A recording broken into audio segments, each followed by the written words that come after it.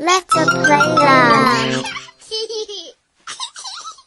के एक सुनसान और संकरी गली में जहाँ हर शाम अंधेरा अपनी चादर बिछा लेता था, लेकिन न जाने कहाँ से एक पुराना स्टॉल अचानक प्रकट हो जाता था। रुमाली रोटी और चाप। इस स्टॉल के बारे में लोगों में अफवाहें फैल चुकी थी, लेकिन जो भी पास से गुजरता वो इसको खाए बिना नहीं रह पाता और वो अनजाने में उस रहस्य का हिस्सा बन जाता। यह कुछ तो अजीब है, जैसे समय ही रुक गया हो और भूख इतनी लगी है कि एक कदम भी चला नहीं जा रहा है। क्या हम यहाँ रुककर कुछ खा ले, लेकिन ये ठंडक, ऐसा लगता है जैसे कोई हमें देख रहा हो।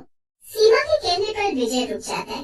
ये लीजिए आपकी रुमाली रोटी और चाप। सीमा और विजय रुमाली रोटी और चाप खा लेते हैं, लेकिन उसके बाद ही वो गायब हो जाते हैं। किसी को नहीं पता वो कहाँ गया। तभी एक दिन एक ठंडी और बूंदाबांदी वाली शाम, जब हवा में एक अजीब सी सरसराहट थी, राहुल नाम का एक युवक उसकी दोस्त रूपाली भी उस गली में पहुंच जाते हैं। ये तो बिल्कुल वैसी ही जगह है जैसा मैंने फिल्मों में देखा था। उतनी ही शांत और इतनी धीमी रोशनी है। यहाँ पर माहौल भी काफी रहस्यमय लगता है। जैसा नाम वैसी जगह। राहुल वहाँ खड़े हुए एक आदमी के पास जाकर पूछता है, आप कौन है? क्या आप यहाँ पर काम करते हैं या आप भी यहाँ पर खाने आए हैं? लेकिन स्टॉल पर खड़ा व्यक्ति, जिसकी पहचान करना मुश्किल होता है, उसकी आंखों में एक अजीब चमक होती है, मानो वो कुछ बता रहा हो। जैसे राहुल ने धीरे से आगे बढ़ना चाहा, उसे अपने अंदर एक अजीब सी ठंडक महसूस हुई। मैं यहाँ चटनी बनाता हूँ। यहाँ क्या चल रहा है? कौन मुझे बताएगा? अगर तुम यहाँ काम करते हो तो मेरे लिए रुमाली रोटी और चाप ले आओ, मैं यहीं बैठा हूँ। तभी एक औरत बाहर आती है और रुमाली रोटी बनाने लग जाती है। खाना मैं बनाती हूँ, वो बस यहाँ चटनी बनाता है। उसको लगता है मानो रुमाली रोटी की हर एक परत में कोई छुपा हुआ राज है।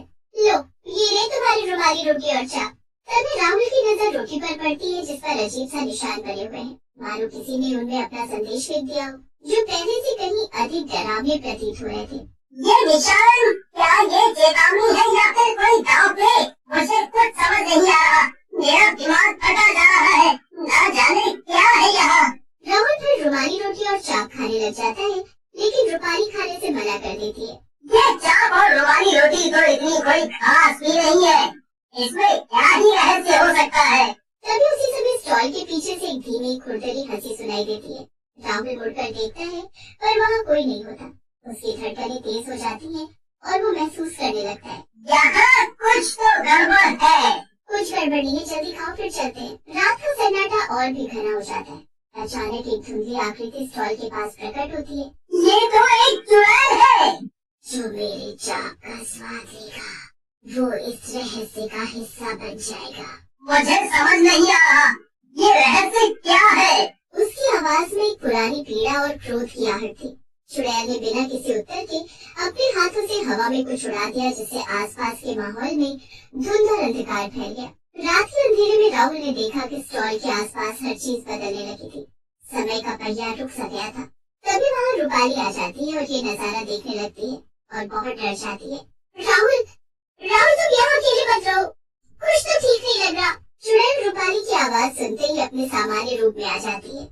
नहीं रूपाली, तुम जाओ, मुझे यही रुकना है और ये जो भी रहस्य है इसका पता लगाना है। अगर मैं घर गया तो मैं भी दूसरों की तरह गायब हो जाऊंगा। रूपाली बहुत डरी हुई थी, तो वो वहाँ से वापस चली जाती है। उसके बाद हर पल जैसे जैसे घड़ी की सुइयां धीमी होती जाती हैं, हर कदम पर डर और रहस्य गहराता जाता है। स्टॉल के पास आने वाले लोगों के चेहरे पर भी अजीब सी असमंजस झलकने लगी। मुझे चक्कर क्यों आ रहे हैं? फिर से वही चुड़ैल उसके सामने आकर खड़ी हो जाती है। अब तुम भी यही रह जाओगे। रात के करीब 2 बजे जैसे ही बारिश तेज होने लगती है, राहुल देखता है कि चुड़ैल के चारों ओर काले धुएं के गुबार उभरने लगते हैं। ये हमारा आखिरी शिकार है, अब हमें इस जगह को छोड़ना होगा। उसकी आंखों में गहरी पीड़ा और पुरानी क्रोध की झलक थी। राहुल का दिल जोर जोर से धड़कने लगा और उसके पीछे मुड़कर देखा, पर वहाँ कोई नहीं था।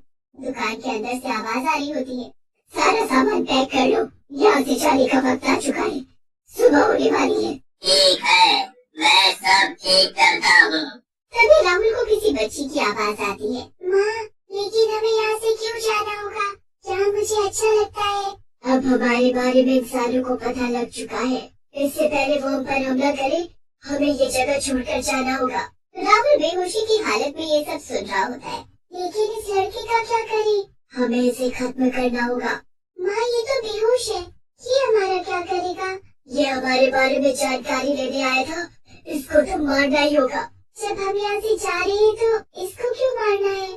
इसकी वजह से हमें जाना पड़ रहा है। आज तक हमने इतने लोगों को गायब किया, लेकिन किसी की हिम्मत नहीं हुई हमारे पास आकर कुछ बोलने या करने की, लेकिन ये आज खुद आया है, कल लोगों को लेकर आ सकता है।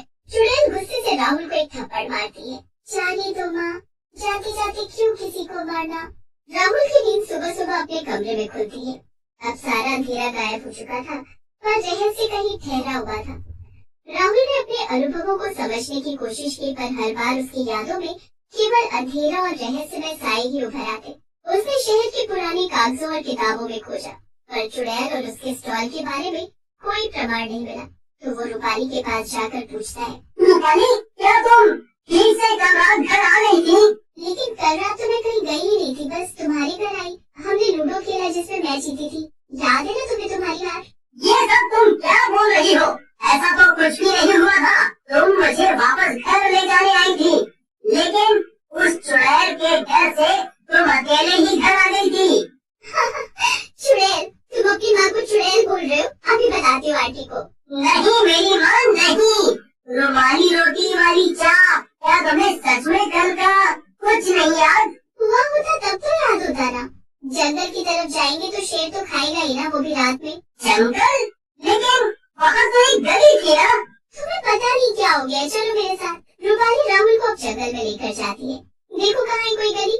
तुमने जरूर कोई गंदा और बुरा सपना देखा होगा। यही तो वो औरत और वो आदमी रुमाली रोटी और चाप बेचते थे। एक रात में इतना सब कैसे बदल सकता है? अब घर भी चलना है या यहीं शेर के हवाले होने का इरादा है? राहुल रूपाली घर आ जाते हैं, लेकिन राहुल को समझ नहीं आ रहा होता है कि ये उसके साथ क्या हुआ। उसको जो याद होता है उतना उसके मन को शांत करने के लिए सही नहीं होता। कल मैंने वही तो रुमाली रोटी और चाप खाई थी, और रूपाली भी वही थी। अब मुझे कुछ याद क्यों नहीं आ रहा है? क्या ये मेरी कल्पना थी, या फिर इस शहर के गहरे अंधेरों में छुपा हुआ कोई सत्य? उसके मन में अनसुलझे सवाल, लगातार चल रहे रहस्य और भयावह अनुभवों की गूंज थी। उसके बाद से राहुल एकदम चुप सा हो जाता है। चलो ना राहुल, बाहर एक स्टॉल आया है। ये सुनकर राहुल के पैरों तले जमीन खिसक गई। वो भाग के बाहर जाता है, लेकिन वो स्टॉल नहीं था। ये तो आइसक्रीम का स्टॉल है। हाँ तो तुम्हें क्या लगा? नहीं कुछ नहीं, मैं अंदर जाता हूँ, तुम खा लो। जाने इसको क्या हो गया। गली में आज भी जैसे ही कोई स्टॉल आता है तो राहुल इतना घबरा जाता है। रहस्य की गहराई में डूब जाना कभी कभी आपकी आत्मा के लिए बहुत भारी पड़ जाता है। और राहुल खुद को मार डालता है।